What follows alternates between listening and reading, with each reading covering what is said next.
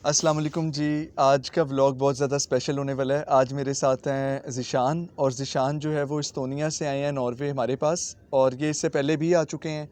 और इनको माशाल्लाह से इस्तोनिया आए तकरीबन 3 से 4 साल का अरसा हो चुका है, और तकरीबन इन्होंने यूरोप के काफ़ी सारे ममालिक देख लिए हैं। लेकिन अब इनका इंट्रोडक्शन एक दफ़ा इनकी ज़ुबानी भी सुन लें। जी, अस्सलाम वालेकुम। वालेकुम सलाम।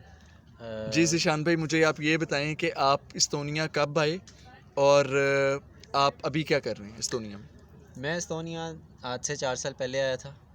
अगर लिटरली देखा जाए तो सितंबर में आया था बेसिकली, और मैं 2000 2019 2019 में, ठीक है। या कोविड का वो दौर चल रहा था। कोविड से थोड़ा पहले, प्री कोविड एरा। हम्म। कुछ महीने का सुकून आप ठीक कह है। सकते हैं। आप किस वीज़ा पर आए थे यहाँ पर? मैं जॉब पे आया था बेसिकली। वर्क वीज़ा पर वर्क आप आए, वीज़ा, ठीक है, डायरेक्टली पाकिस्तान डायरेक्ट से। वर्क। और इससे पहले पाकिस्तान से आपने किसी और कंट्री से, मतलब आप वाया दुबई नहीं आए, आप डायरेक्ट पाकिस्तान से ही आए हैं? क्या आप पहले गल्फ़ में भी जॉब करते रहे हैं? मैंने गल्फ़ में एज अ कंसल्टेंट जॉब की है, लेकिन वो मेरी जॉब पाकिस्तान में ही थी। ठीक है। लेकिन जब मैं यहाँ पे एस्तोनिया में आया था तो मैं डायरेक्ट जॉब पे ही आया था। ठीक है, मतलब आपने माशाल्लाह से डायरेक्ट वर्क वीज़ा सिक्योर किया पाकिस्तान से। बिल्कुल ऐसे ही। ओके, और अब आपको 4 साल हो गए हैं जी वर्क अल्हम्दुलिल्लाह। वीज़ा पर, तो अब तो माशाल्लाह से फिर पीआर भी मिलने वाली होगी। ऐसे ही है जी, पीआर 5 साल का प्रोसेस है। ठीक है, उस पे मैं बाद पे आता हूँ। तो अभी जी नाज़रीन, हमें अभी तक ये पता चल गया कि जी ये डायरेक्टली वर्क वीज़ा पर आए। और आपकी प्रोफेशन क्या है? मैं आईटी इंजीनियर हूँ, और मैं as a software quality assurance engineer manager हूँ। लेकिन मेरा वही तो फील्ड आपने ऑफ वर्क 4 साल का किया बैचलर्स पाकिस्तान से? बिल्कुल पाकिस्तान से। ठीक है, बीएसआईटी या बीएससीएस या सॉफ्टवेयर इंजीनियरिंग जो भी आप लोगों के, आपने वो किया, जी और जी। उसके बाद आपने कुछ देर जॉब की और साथ ही आपने वर्क वीज़ा अप्लाई की। जी, ये था जी ब्रीफ सा इंट्रोडक्शन इनका। तो अब हमारा जो दूसरा सवाल है वो ये होने वाला है कि एस्तोनिया बेसिकली कहाँ है? यूरोपीय यूनियन में है, शेंजन में आता है, नहीं आता? हमें एक थोड़ा सा कंट्री के बारे में आप बताएं। एस्तोनिया एक्चुअली कौन सा कंट्री है, किस रीजन में आता है? एस्तोनिया यूरोपीय यूनियन का पार्ट है, शेंजन एरिया में बिल्कुल आता है, और इसका बॉर्डर जो है वो रशिया के साथ और लातविया के साथ है। और ठीक है। अगर आप इसके कैपिटल तालिन में खड़े होकर देखें सी की तरफ, तो आपको दूसरी तरफ फिनलैंड नज़र आएगा। एस्तोनिया में ऐसा मुझे एज अ फॉरेनर कोई डिफ़िकल्टी नहीं हुई, क्योंकि स्टेज पहले ही सेट हो चुका था। लोग काफ़ी सालों से, 5 7 10 सालों से आना शुरू हो चुके थे। तब हालात इतने अच्छे नहीं थे, साजगार नहीं थे फॉरेनर्स के लिए। लेकिन जब मैं आया था तो बहुत हाई टाइम था कि वहाँ पे फॉरेनर्स आएँ, और पाकिस्तानी स्पेशली आएँ। पाकिस्तानियों को पता चला कि एस्तोनिया भी कोई कंट्री है। इससे मुझे दो सवाल निकलते हैं मेरे। पहला तो ये कि एस्तोनिया में करेंसी फिर यूरो चलती है कि कोई उनके जैसे यहाँ पे नॉर्वेजियन क्रोनर्स चलते हैं, इसी तरह हंगरी में भी यूरो भी चलता है और फॉरेंस भी चलते हैं, तो एस्तोनिया में करेंसी क्या चलती है? पहले तो आप इसका जवाब। जैसे मैंने बताया कि एस्तोनिया यूरोपीय यूनियन और शेंजन का पार्ट है, और ये 2002-1 समथिंग उस अराउंड में ये पार्ट बने थे, तो इन्होंने तब से यूरो करेंसी अडॉप्ट की हुई है। तो वहाँ पे सिर्फ यूरो ही चलती है। ठीक है। और दूसरा सवाल मेरा ये था कि आपने कहा कि ये हाई टाइम था पाकिस्तानी यहाँ पर आए, तो पाकिस्तानियों का एस्तोनिया जाना कितना आसान है या कितना मुश्किल है, इसका आप मुझे डिटेल्ड जवाब देना चाहें तब भी आपकी मर्ज़ी, अगर आप शॉर्ट सा देना चाहें वो आप पे है। लेकिन आप मुझे ये हमारे व्यूअर्स को ये पता लगना चाहिए कि एस्तोनिया का वीज़ा आसानी से क्या मिल जाता है? क्या वो आ सकते हैं आसानी से पाकिस्तानी के नहीं? ये डिपेंड करता है कि वो एस्तोनिया किस मकसद के लिए आना चाह रहे हैं। अगर वो स्टडी के लिए आना चाह रहे हैं तो उनकी रिक्वायरमेंट्स डिफरेंट होगी। अगर वो वर्क के लिए आना चाह रहे हैं और उनको स्पॉन्सरशिप मिल गई है, तो आप आप वन बाय वन प्लीज़ बता दें, पहले स्टडी का बता दें। चलें ऐसे कर लेते हैं। स्टूडेंट्स के लिए बहुत इजी है। एस्तोनिया में हर चीज़ डिजिटलाइज्ड है। आप घर बैठे अगर सर्च करें कि एस्तोनिया स्टडी इन एस्तोनिया, तो इनकी वेबसाइट जो है उसका नाम ही studyinEstonia.ee है। जी, इसका लिंक भी मैं इंशाल्लाह अटैच कर दूंगा। ये जो बता रहे हैं ये बेसिकली मास्टर्स और बैचलर्स दोनों के लिए वो बता रहे हैं। और ज़्यादा अभी आपने ये पूरी वीडियो एंड तक देखनी है, क्योंकि अगर तो आप यूरोपियन कंट्रीज़ के जैसे जर्मनी का बहुत ज़्यादा डिले चल रहा है, इटली का वीज़ाज़ का इशू, अभी नॉर्वे के वीज़ाज़ का इशू बना हुआ है, तो आप अगली जो यूरोपियन डेस्टिनेशंस हो सकती हैं उनमें एस्तोनिया हो सकती है। और जिस तरह ये बता रहे हैं कि एक यूज़र फ्रेंडली वेलकमिंग कंट्री है, और अभी उधर बाकी उधर के जो सेचुरेशन पॉपुलेशन के सवालात मैं बाद में करता हूँ। इस जो वेबसाइट है इसको आप नोट कर लें मास्टर्स और बैचलर्स के लिए। जी प्लीज़। तो उस वेबसाइट पे हर चीज़ स्टेप बाय स्टेप लिखी हुई है कि आपने सबसे पहले क्या करना है। तो सबसे पहले आपने यूनिवर्सिटीज़ आइडेंटिफाई करनी है जहाँ पे आपके रेलेवेंट प्रोग्राम्स हैं, मास्टर्स के या बैचलर्स के। और उसके बाद आपने उनकी सेकंड स्टेप पे उनकी रिक्वायरमेंट्स चेक करनी है। और ऐसे पोटेंशली, और आप कह सकते हैं कि पॉसिबल है कि हर कोर्स की या हर प्रोग्राम की डिफरेंट रिक्वायरमेंट्स हों। सबसे पहले तो लैंग्वेज वगैरह की हो सकती है कि कुछ कोर्सेज सिर्फ एस्तोनियन में अवेलेबल हैं, कुछ सिर्फ कुछ इंग्लिश में भी अवेलेबल हैं, और इंग्लिश के लिए फिर प्रोफिशेंसी टेस्ट चाहिए होता है, फेमस जो आपको पता है आइल्स और टॉफल है। तो वो हो गया, और उसके बाद उसकी नेक्स्ट रिक्वायरमेंट ये होती है कि उसका फ़ी स्ट्रक्चर, उसका सेमेस्टर स्ट्रक्चर चेक कर लें कि वो आपके अकॉर्डिंग है कि नहीं। ये सबसे बड़ा हमारे पाकिस्तानियों का सवाल होता है स्टूडेंट्स का कि यार ख़र्चा कितना आता है। तो अगर आप लेमैन टर्म में ही बताएं पाकिस्तानियों में कितना ख़र्चा आ जाता है मास्टर्स में, अगर मैं मास्टर्स के लिए अप्लाई करना चाह रहा हूँ या कोई आईटी का बच्चा या कोई इंजीनियर मास्टर्स करना चाह रहा है, कितना ख़र्चा उसके पास होना चाहिए? अगर आप लैंग्वेज प्रेपरेशन को और डॉक्यूमेंट कॉपी स्कैनिंग इसको काउंट ना करें तो हर चीज़ ऑनलाइन है। आपको डिजिटली सब कुछ सेंड करना है, ठीक ठीक है। है। और कुछ कॉपीज़ आपको अटेस्ट करवा के भेजनी होंगी, तो वो अगर आप ये ख़र्चा निकाल दें, तो अगर अप्लाई करने को आप सोच रहे हैं कि कितना ख़र्चा है, तो वो फ्री है, क्योंकि आपने ईमेल या वेबसाइट पे अपलोड करना है या और जो उनके। इसकी फ़ीस, स्टडी फ़ीस है, ट्यूशन फ़ीस है सेमेस्टर की, ये वो एस्तोनिया एक छोटा सा मुल्क है, इसमें एजुकेशन फ़्री नहीं है। आप कह लें कि समवट एक्सपेंसिव है। फॉर एग्ज़ाम्पल मैंने एमबीए का अगर मैं आपको बताऊं, जो मैंने चेक किया था वो 5000 पर सेमेस्टर था, 5000 यूरो यूरोज़ पर सेमेस्टर। पर सेमेस्टर। पाकिस्तानी कितना बना ये? इस वक्त के लिहाज से तो काफ़ी ज़्यादा। तकरीबन आप दे दें 25 लाख, 20 लाख, 15 लाख मेरे ख्याल से 300 से पी के ऊपर ही आर है। हाँ, रुपीज़ है, तो ठीक। यूरो, तो आप उसको 15 5000 लाख, मल्टीप्लाई 15 15 लाख लाख ठीक है। एक सेमेस्टर की फ़ीस एक है। सेमेस्टर की तो फ़ीस अगर है। जो बच्चा पाकिस्तान से आना चाहिए वो सिर्फ पहले सेमेस्टर की फ़ीस ऑस्ट्रेलिया की तरह दे के आएगा कि उसने पूरे कोर्स की फ़ीस दे के आनी? उसने एक सेमेस्टर की फ़ीस दे के आनी है, अच्छा। और कुछ हॉस्टल ड्यूज़ होंगे मेरे ख्याल से, वो सेमेस्टर फ़ी के अंदर इंक्लूडेड होते हैं। 20 से 25 लाख ही जर्मनी में लगता है और दूसरे मुल्कों में लगता है, तो 20 से 25 लाख में आप एस्टोनिया पहुंच सकते हैं? आप एस्तोनिया आ जाएंगे, आपको visa, study visa, student visa मिलेगा, आप टिकट लेके यहाँ आएंगे एस्तोनिया में, और आपको यूनिवर्सिटी के हॉस्टल में ही रहना होगा, आप प्राइवेट रेजिडेंस नहीं ले सकते, इसलिए भी कि आपको उसकी हॉस्टल की फ़ी देनी ही देनी है इन एनी केस। ओके, तो तकरीबन और जो बाद में आके फिर दूसरा बड़ा सवाल इससे ये पैदा होता है कि जी मैं अगले सेमेस्टर की फ़ीस निकाल लूँगा या नहीं? देखें, जैसे पहले भी बता चुका हूँ कि एस्तोनिया छोटा कंट्री है, तो यहाँ पे अगर आप आईटी में ऑलरेडी काम नहीं कर रहे हैं तो आपको लैंग्वेज बैरियर आ सकता है, लेकिन यहाँ पे और जॉब्स हैं, जैसे आप डिलीवरीज कर सकते हैं, ठीक है। बोल्ट टैक्सी चला सकते हैं। पैसा बना लेता है, पैसा फ़ीस निकाल लेता है बंदा मेरे अपनी? ख्याल से पॉसिबल है। मैं बहुत ज़्यादा लोगों को जानता हूँ जो एज अ स्टूडेंट आए थे, काम कर रहे हैं, या वो आप कह लें कि पाकिस्तानी, इंडियन, बांग्लादेशी कम्युनिटी के रेस्टोरेंट्स हैं, वो उनके साथ भी काम करते हैं। वो फिर अ, ये होता है कि आप घंटे थोड़े से ऊपर नीचे करके कर लेते हैं। जी नाजरीन, तो अभी तक हमें ये पता लग गया कि जी आप 20 से 25 लाख की फ्रेम में, डिपेंड्स ऑन योर कोर्स, ये इन्होंने कोई एग्जैक्ट नहीं बताया, लेकिन डिपेंड करता है, हर कोर्स का जो है वो डिफरेंट होता है फ़ीस, और कुछ कोर्सेज सस्ते होते हैं, कुछ महंगे होते हैं, और कुछ एस्तोनियन लैंग्वेज में है जो इन्होंने बताया है। अच्छा, एस्तोनियन लैंग्वेज के ऊपर आ जाएं, कैसी ज़ुबान है और क्या बच्चे वहाँ पर पास कर लेते हैं, क्या सीन है, किस तरह, अगर आप किसी को एडवाइस दें पाकिस्तान से पढ़ कर आएँ कि उधर आकर करें, इसके बारे में थोड़ा सा बताएं एस्तोनियन लैंग्वेज। अ, इसकी अपनी ज़ुबान है। ज़ुबान में इंग्लिश का आप कह लें कि जो एलिमेंट है वो बहुत कम है। जैसे नॉर्वेजियन में आलमोस्ट 50% 45% है इंग्लिश में इंग्लिश का मल दखल, लेकिन एस्तोनिया में, एस्तोनियन लैंग्वेज में इतना नहीं है, 5% आप कह सकते हैं। तो इसका ये मतलब है कि थोड़ी सी डिफ़िकल्टी हो सकती है बंदे को सीखने में, तो काफ़ी हो सकते हैं, क्योंकि मैं लैंग्वेज पढ़ रहा हूँ, तो अगर उसमें इंग्लिश नहीं है तो मुझे अंदाज़ा है कि वो आपको एक तरह की रशियन सीखनी है आपने, और वो काफ़ी मुश्किल हो सकती है। लेकिन खैर कर लेते हैं, बच्चे करते होंगे, ऑफ बिल्कुल कोर्स जी, आप भी बहुत कर रहे हैं। बहुत लोगों ने की है, और हम्म। पाकिस्तानी हैं जिन, और कुछ तो हैं जिन्हें मैं पर्सनली जानता हूँ, उन्होंने पासपोर्ट भी ले लिया है। अच्छा, माशाल्लाह। तो लाइक आपको एफ़र्ट तो करनी पड़ती है, और अगर आपको यूरोपीय यूनियन का, जिस तरह इन्होंने बताया कि ये शेंजन का भी पार्ट है, यूरोपीय यूनियन का भी पार्ट है, और आपको वहाँ की पीआर पासपोर्ट मिल रहा है, तो उसके लिए अगर आपको लैंग्वेज के लिए एफ़र्ट करनी पड़ रही है या शुरू में जाकर और जॉब्स करनी पड़ रही हैं, तो मेरे ख़्याल से ये कोई बड़ी बात नहीं। ख़ास तौर पे आजकल के हालात में अगर आप यूके के हालात को देखें, तो आप यूके से तो फिर इस टाइम अभी बहुत हालात बेहतर होंगे।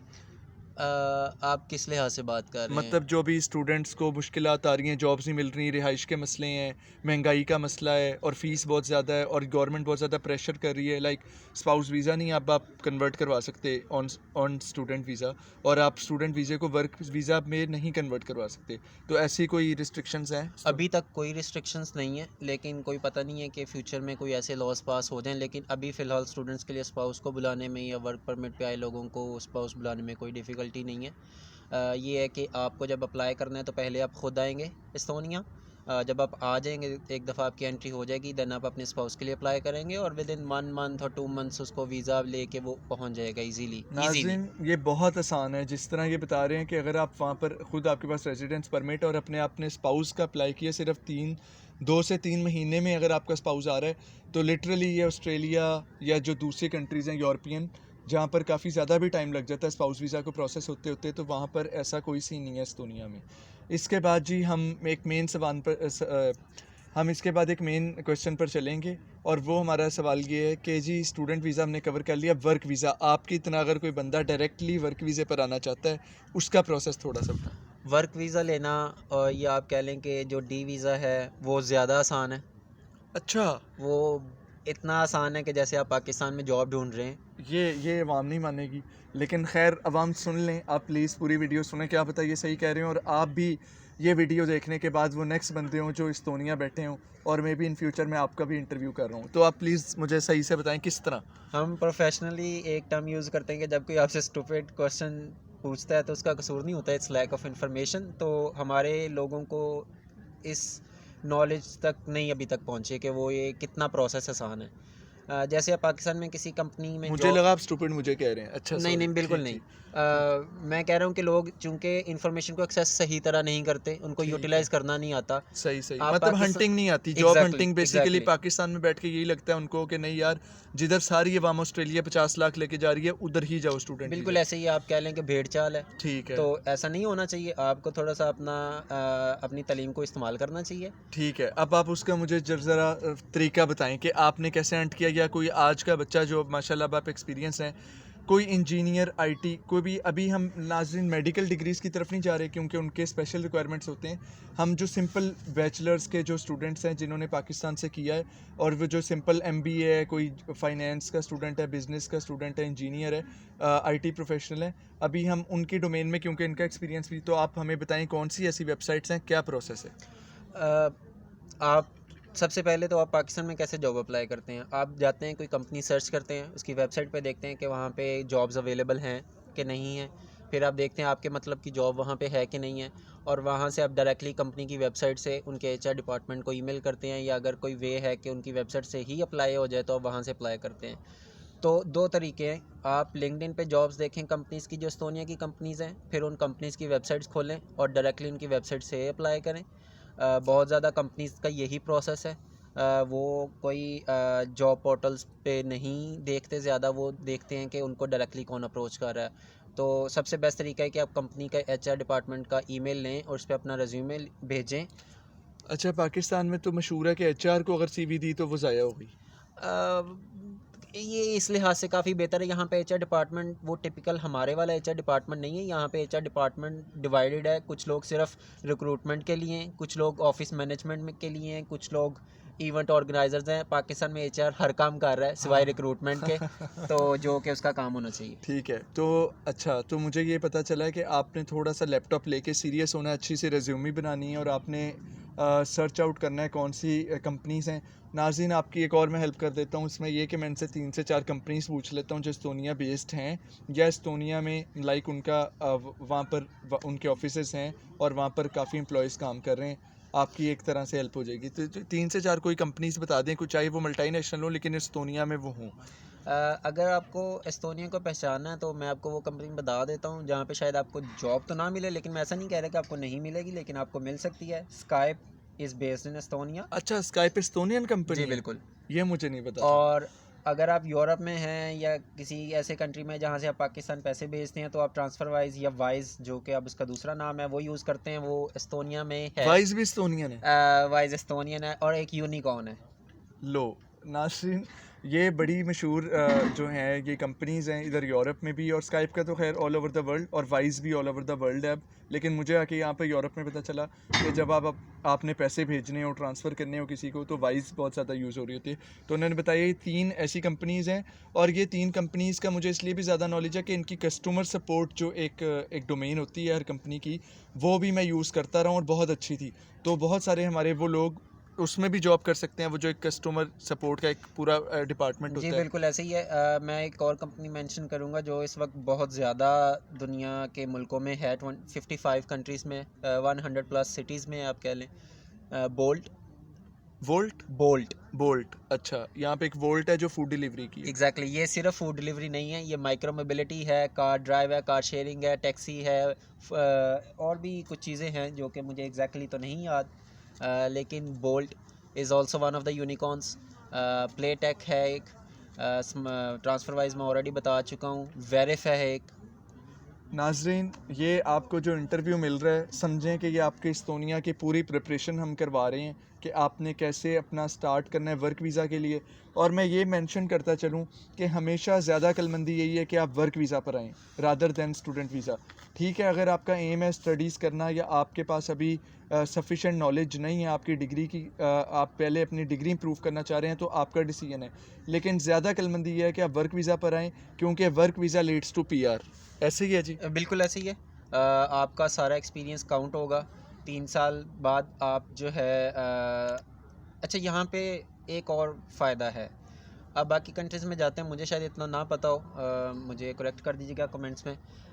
एस्तोनिया में आपको टेम्परेरी रेजिडेंस परमिट जो है वो सिर्फ वर्क के लिए मिलता है 3 साल तक। ठीक है। 3 साल के बाद वो आपका एक employer independent temporary residence permit बन जाता है। इंडिपेंडेंट यूके में इंडिपेंडेंट। भी ऐसे होता है, उसको ILR कहते हैं शायद, इंडिपेंडेंट बैरल कहते हैं, इंडेफिनिट भी बोलते हैं, कि वो आपका बन गया, वो लीडिंग टू PR होता है। वो लीडिंग टू PR होता है, ठीक एग्जैक्टली है। तो आप 5 साल के अंदर अपनी लैंग्वेज क्लियर कर लें, कभी भी कर लें, आप पहले साल क्लियर कर लें B1, आपको सिर्फ B1 चाहिए जी PR करने के लिए। यहाँ पे A1 जिसका टेस्ट नहीं होता है लेकिन वो काउंट होता है, A1 A2 जिसका टेस्ट होता है गवर्नमेंट में, गवर्नमेंट की तरफ से, और B1। सिर्फ 2 लैंग्वेज आपके कह लें कि लेवल्स हैं जो आपने क्लियर करने हैं, और आपको PR मिल जाएगी 5 साल के बाद, कभी भी कर सकते हैं 5 साल में। नाजरीन, मैं आपको ये बता दूं कि पूरे यूरोप में अगर आपने वर्क वीज़ा लेना है डायरेक्टली, तो आपको जिस कंट्री में आप जाना चाह रहे हैं उसकी लैंग्वेज सबसे ज़्यादा इंपॉर्टेंट है। मैं बार बार अपनी वीडियोस में ये कहता हूँ, जर्मनी में जॉब लेना मुश्किल नहीं है। जर्मन ज़ुबान सीखना या पास करना एक चैलेंज है, और अगर आप वो कर लेते हैं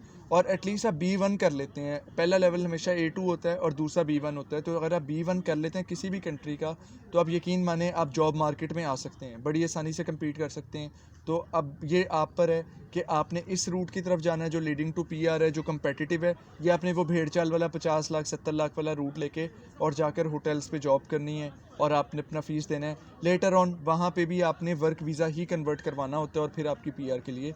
अच्छा जी, हमारे लास्ट 2 सवाल हैं। एक तो ये कि यूरोप में, एस्तोनिया में इसके अलावा क्या वीज़ा ऑप्शंस हैं? स्टूडेंट वीज़ा, वर्क वीज़ा, इसके अलावा कौन से? इसके अलावा जैसे मैं शुरू में मेंशन किया था कि स्टार्टअप्स काफ़ी हैं एस्तोनिया में।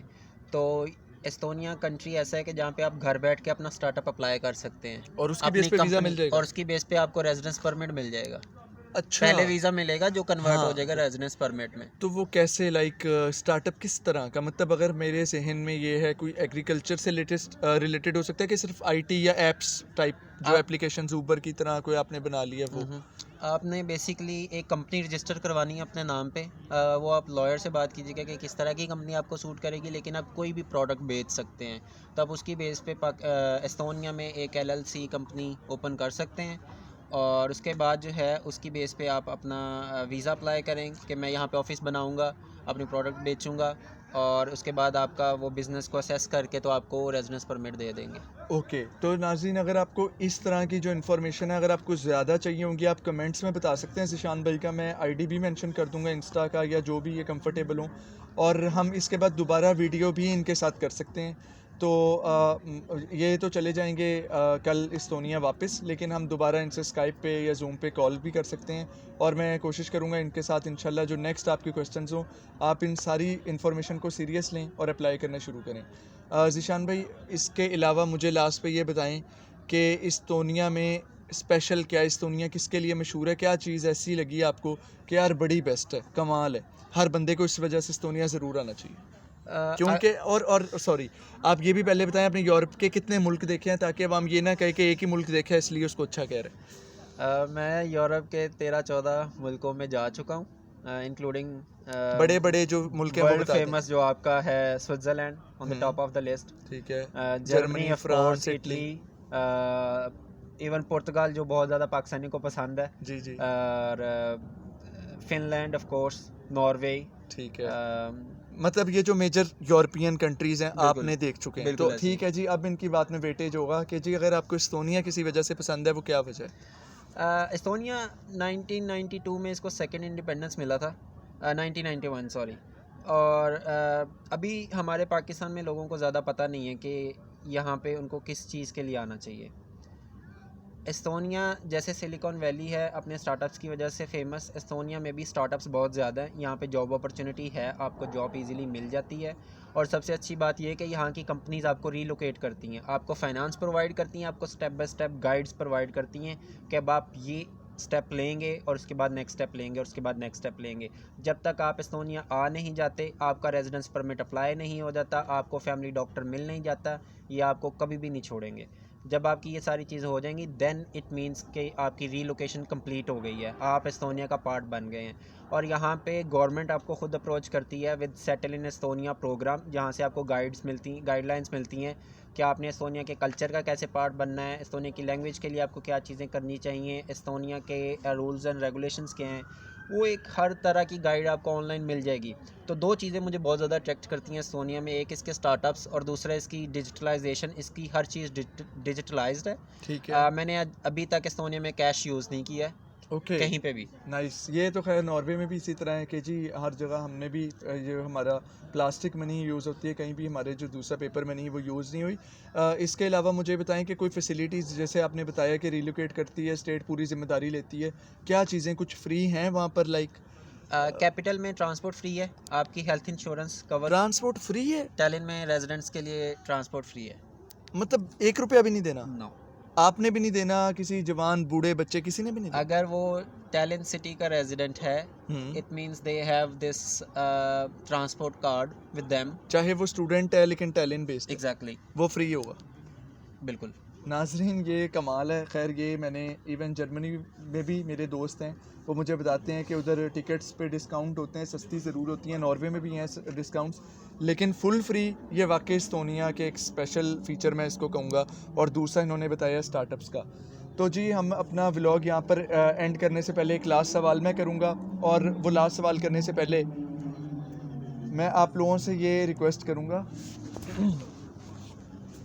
जी, तो मैं अपना लास्ट सवाल करने से पहले आप लोगों से ये रिक्वेस्ट करूँगा कि आपने अगर मेरा चैनल लाइक, सब्सक्राइब, फॉलो नहीं किया तो आप इसको अभी भी कर लें। अमूमन ये शुरू के वीडियो के शुरू में मैं कहता हूँ, लेकिन आज अगर आप यहाँ तक आ गए हैं तो ऑब्वियसली आपको ये वीडियो इंटरेस्टिंग लगी होगी। तो मैं आप लोगों से रिक्वेस्ट कर रहा हूँ कि एक दफ़ा चेक कर लें। अगर आपने सब्सक्राइब किया हुआ है मेरा YouTube channel Abdul Wahab official, और फेसबुक पे राना अब्दुल वहाब, तो आप दोनों को फॉलो कर लें। तो जी हमारा जो लास्ट क्वेश्चन है वो ये कि एस्तोनिया में क्या चीज़ आपको पसंद नहीं आई? अगर आपसे कोई कहे कि यार वाई नॉट एस्तोनिया, तो वो क्या, कोई भी वजह हो सकती है। क्या वजह है कि आपको, वो वेदर हो सकता है, लैंग्वेज बैरियर हो सकता है, महंगाई, कुछ भी हो सकता है। आपको एस्तोनिया अगर कोई कहे कि यार क्या चीज़ नहीं पसंद आई, वो क्या होगी? ऐसा मुझे नापसंद कुछ नहीं है। मैं दो तीन चीज़ें, हर एक पाकिस्तानी ख़ास तौर पे जो आता है, पाकिस्तान से आपको पता ज़्यादा प्यार है, तो कोई आता है तो मैं चाहता हूँ कि मैं उसे पूछ लूँ कि अगर तो उसको गर्मी से प्यार नहीं है, यानी उसको सर्दी अच्छी लगती है, तो एस्तोनिया आ जाए। और उसको लगता है कि उसको पाकिस्तान में जैसे ट्रैफिक का शोर हो गया या और बहुत मसले मसाइल हैं जो कि हम हल करने की कोशिश कर रहे हैं, अल्लाह करे एक दिन हो जाएंगे, उनसे छुटकारा मिल सकता है। और आपको सबसे ज़्यादा क्रेविंग होगी पाकिस्तानी खानों की। इतने पाकिस्तानी रेस्टोरेंट्स नहीं है। ठीक है। मैंने कुकिंग यहाँ के करनी शुरू की थी, अल्लाह का शुक्र है बहुत अच्छी बना लेता हूँ और मुझे कभी कमी महसूस नहीं हुई। लेकिन कुछ पाकिस्तानी रेस्टोरेंट्स हैं जहाँ पे आप जाएँ, खाना बनता है, वो आपको बहुत अच्छा खाना बना के देते हैं। तो मेक श्योर के you have good friends, Pakistani friends, and then you have Pakistani food. दो चीज़ें इंसान को कभी भी उदास नहीं होने देंगी अगर आप एस्तोनिया आते हैं। डन हो गया। Thank you so much Zeeshan भाई, वेलकम। बहुत अच्छा आज का इन्होंने हमें जी एस्तोनिया की इतनी इन्फॉर्मेशन मेरे पास बिल्कुल नहीं थी, और उम्मीद करता हूँ कि आपके पास भी नहीं होगी, और बहुत सारे व्यूअर्स को ये पता लग रहा होगा कि एस्तोनिया मुल्क एक्चुअली वो यूरोप का पार्ट है और मेन यूरोपीय यूनियन की कंट्री है, और कितना पीसफुल है। और आज हम आपका शुक्रिया अदा करते हैं, बहुत अच्छे आपने इन्फॉर्मेशन दी। नाज़रीन, उम्मीद है कि आपको भी ये वीडियो पसंद आई होगी, और आप इंशाल्लाह जो है फॉलो करते रहेंगे, और इंशाल्लाह मिलेंगे आपसे नेक्स्ट वीडियो में। अपना ख्याल रखिए, मुझे इजाज़त दीजिए। अल्लाह हाफिज़।